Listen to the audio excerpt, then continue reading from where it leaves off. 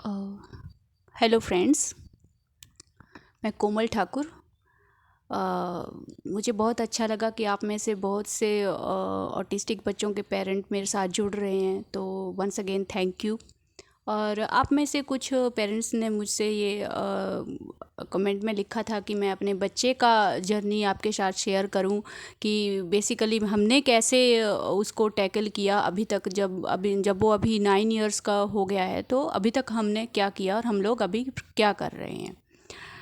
तो first of all मैं start करूँगी उसके बर्थ से। उसका बर्थ बिल्कुल नॉर्मल था, मेरा डिलीवरी बिल्कुल नॉर्मल हुआ, कोई प्रॉब्लम नहीं था।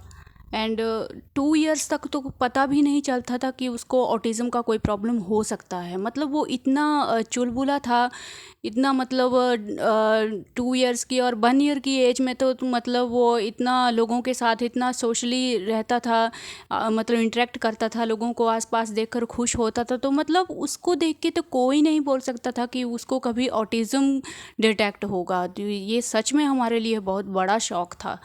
वो बहुत अच्छा रिस्पॉन्स करता था लोगों को। मतलब जब वो क्रॉलिंग करता था तो वो क्रॉल कर कर के, मतलब जिन लोगों को जानता है उसके घर के पास, जैसे आसपास के घर हैं, तो क्रॉल करके वहाँ पहुँच जाएगा और पहचानता था। मतलब जो भी उसको लोग अच्छे लगते थे उनको पहचानता था। वो बहुत अच्छा रिस्पॉन्स करता था।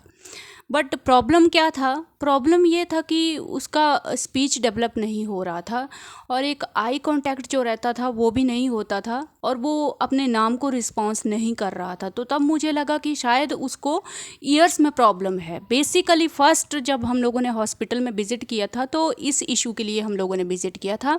उसके बाद हम लोगों ने उसका पूरा ईयर का चेकअप करवाया, तो ईयर में कोई प्रॉब्लम नहीं निकला। फिज़िकली ना उसको गले में कोई प्रॉब्लम निकला, कोई प्रॉब्लम नहीं था, और फिज़िकली उसका ओके था।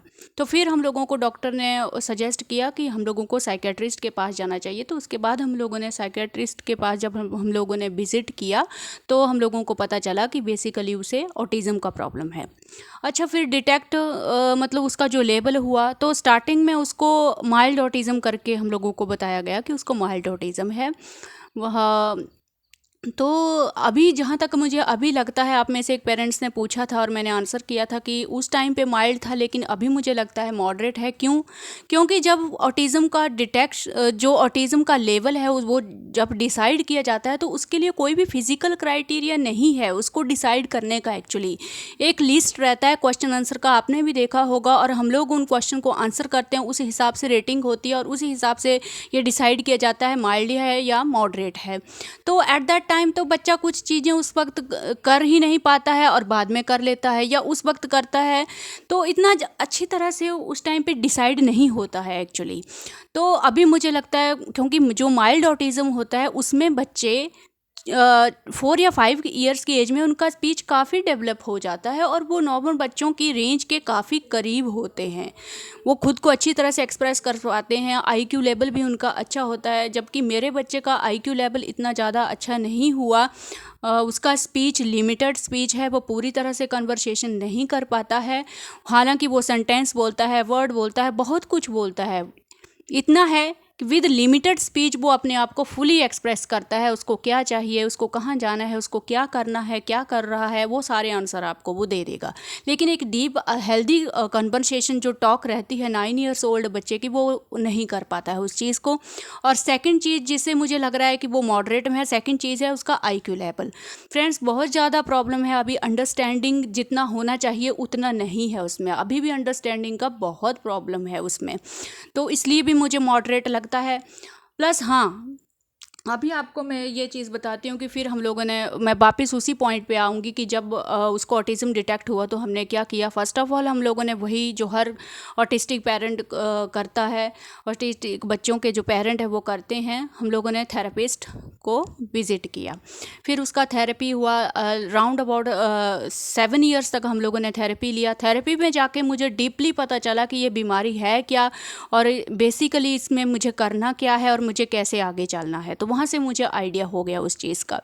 हाँ मतलब कुछ टाइम के लिए मुझे बहुत स्ट्रेस हुआ। स्ट्रेस क्या मतलब मैंने पूरी तरह से गिव अप कर दिया, मैं उठने लायक नहीं थी। इस शौक की वजह से मेरा इतना डिप्रेशन हुआ, लेकिन थैंक गॉड कि मुझे एक अच्छा लाइफ पार्टनर मिला।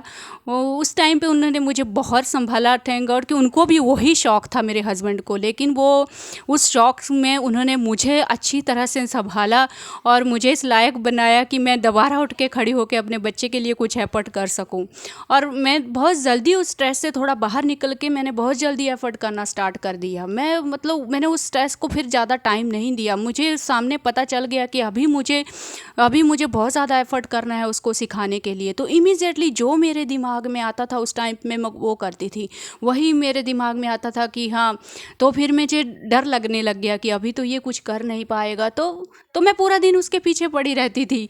जो भी सराउंडिंग ऑब्जेक्ट हैं, जैसे मैंने आपको पहले डिस्कस किया था, जो भी चीज़ मेरे दिमाग में आ रही है मैंने सारे एफर्ट करना शुरू कर दिए।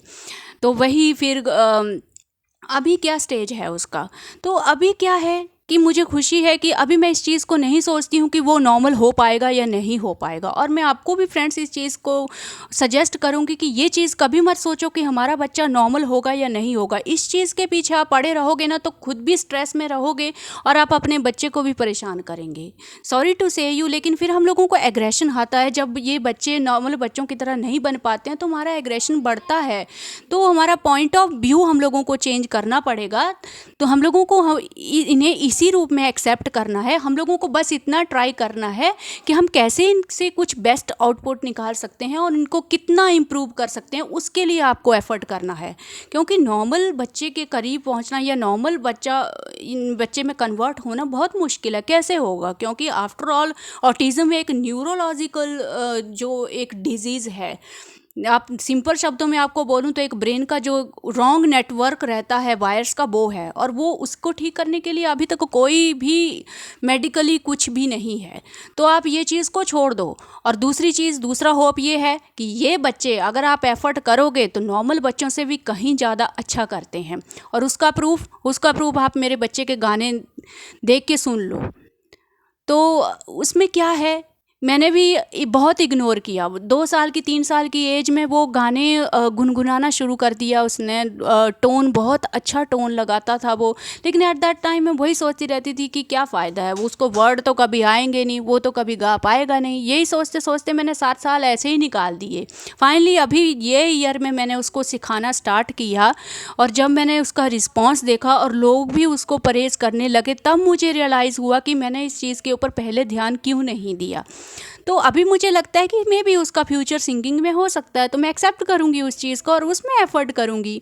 तो वीडियो बहुत ज़्यादा लंबा हो जाता है फ्रेंड्स, तो मैं आगे भी डिस्कस करती रहूँगी इन चीज़ों के बारे में, क्योंकि बहुत कुछ है आप लोगों के साथ शेयर करने के लिए। और जैसे ही आप कमेंट करोगे मैं उनका आंसर करूँगी, वीडियो में करूँगी। तो लास्ट चीज़ जो मैं आपको बोलना चाह रही हूँ वो यही बोलना चाह रही हूँ कि आप जो एक्सपेक्टेशन है अपने बच्चे के साथ वो ज़्यादा मत रखिए। मतलब एक्सपेक्टेशन जब पूरी नहीं होती हैं तो हम लोगों को एग्रेशन आता है उस चीज़ का। तो मैं यही चाहूँगी कि आप जस्ट ये सोचो कि हम कितना इम्प्रूव कर पाएंगे उनको। और ये भी है कि अगर आप स्टार्टिंग फेज़ में हो, 2 to 4 ईयर्स की एज में हो, तो अभी मैं आपको ये सजेस्ट करूँगी कि आप इतना ज़्यादा स्ट्रेस मत लीजिए, क्योंकि बहुत सारी चीज़ें जो हैं वो 4 to 5 ईयर्स के बाद पता चलती हैं इनमें। तो अभी इतना स्ट्रेस लेने का ज़रूरत नहीं है, क्योंकि कुछ भी नहीं करते हैं। 3-4 ईयर की एज में ये बच्चे ऐसा लगता है कुछ भी नहीं करेंगे और ज़्यादा एग्रेशन आता है, हम लोगों को और ज़्यादा डर लगता है। तो डरने की ज़रूरत नहीं है, अपने आप आपको पता चलने लग जाएगा। 4 to 5 ईयर्स की एज में इमीडिएटली मिरेकल होता है और आपको इमीडिएट इम्प्रूवमेंट जो है वो दिखने लगता है। तो आप थोड़ा वेट कीजिए, पेशेंस रखिए। टिल देन आप एफर्ट करते रहिए उनको उनमें एक अच्छी हैबिट्स को डेवलप करने के लिए। तो फर्दर भी मैं आप लोगों की हेल्प के लिए हमेशा प्रेजेंट रहूँगी। जैसे ही आप कमेंट में कुछ भी पूछेंगे मैं आंसर करूँगी। So I will be always there for all of you. So thank you for this time. Thank you.